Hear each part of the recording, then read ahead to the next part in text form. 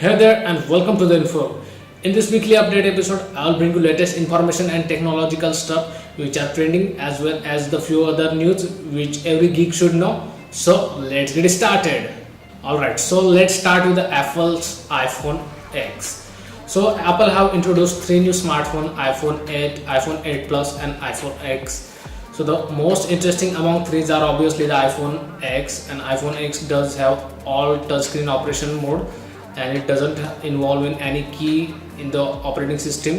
So it introduced the new feature which is called as a Face ID, and it doesn't have any biometrics authentication. It does relies on the face only authentication. We will see in depth how does that face authentication works in upcoming video.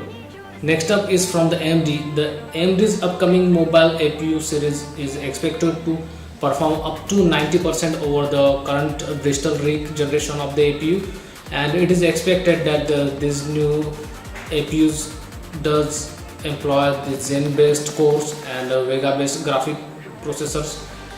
Yet to date it's unknown that how many Vega cores will be inside this APU, as well as we don't know how many CPU cores of the Zen based processors will be housed inside this APU, but as expected it will be 4 core of the new Zen processors inside this new APUs. And the improvement also comes from the 14 nanometer fabrication process as opposed to earlier 28 nanometer fabrication. So that's where the improvement coming inside this new Zen based APU processors. Next up is a leak news from the Intel.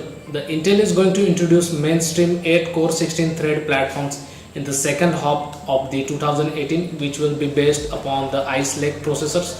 The current 14 nanometer plus Coffee Lake processors are going to be 6 cores 12 thread in the mainstream. So why 8 core?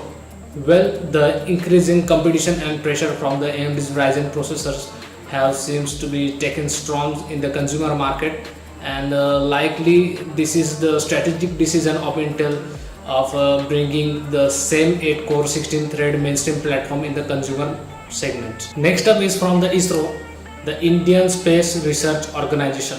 After unsuccessful launch of the navigation satellite in August 31, ISRO will be continuing its satellite launches in the December. As many of you might know that ISRO is famous for launching satellite at very cost effective rates.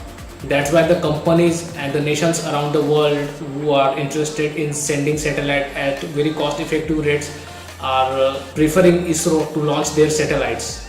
Next up is from the Sony. Sony just unveiled the two new camcorders, namely the NX80 and the Z90.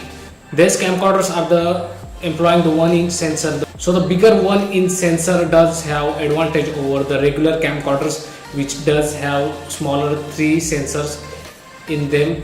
So what you can do with the 1-inch sensor is you will get a nice bokeh effect of the footage with the large 1-inch sensor. Plus you can also record the 4K footage with the help of the 1-inch sensor. Basically the bigger sensor you have, the more lightning and the sharpness you will get with the sensor. So that's it for this week guys. Stay tuned for the next week's update. Till then, bye bye.